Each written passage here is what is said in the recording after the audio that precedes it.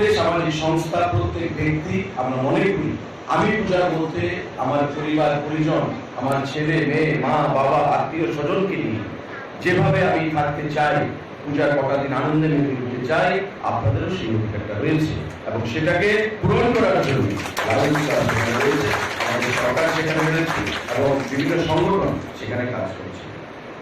আমিও একজন জনপ্রতিনিধি, আমারও একটা বিধানসভা কেন্দ্র রয়েছে।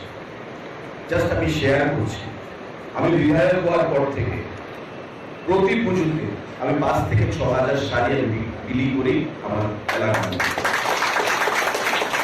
এবারও শাড়ি আনা হয়েছে গুজরাট থেকে, আমাদের এলাকার ছেলেরা সেটাকে অ্যারেঞ্জ করে, আমাদের দলের কার্যকর্তারা, মজলিস বিধানসভা খুব ভালো জামদানি শাড়ি গুজরাট থেকে আনা হয়েছে।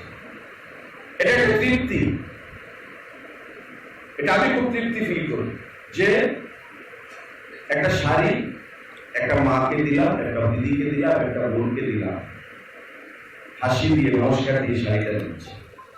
আবার কেউ বলছে, কালকে যখন বলছেন একজন বয়স্ক মহিলা, আমার মেয়ের জন্য একটা দাও, উনি টোকেন আনেননি, তারপর আমরা দিয়ে দিই, কারণ আমরা মনে করি এই যে এক ফোঁটা হাসি আমরা ফোটাতে পারলাম, এটাই হয়তো আমাদের তৃপ্তি। চাকরি দিয়ে, অর্থ দিয়ে, ব্যবসা দিয়ে আপনি মানুষকে খুশি করতে পারবেন সাময়িক, কিন্তু কাউকে যদি আমি মন থেকে তৃপ্তি দিতে পারি, মনে আনন্দ দিতে পারি, তার থেকে বড় জিনিস হাসি ফোটাতে পারি, তার থেকে বড় জিনিস। তাই অর্ডার দিয়ে আজকে লায়ন্স ক্লাবকে আমি আমার হৃদয়ের অন্তঃস্থ থেকে অনেক অনেক ধন্যবাদ জ্ঞাপন করব এবং আপনারা আপনাদের সামাজিক কর্মকাণ্ডের সামনের দিকে এগিয়ে নিয়ে যান।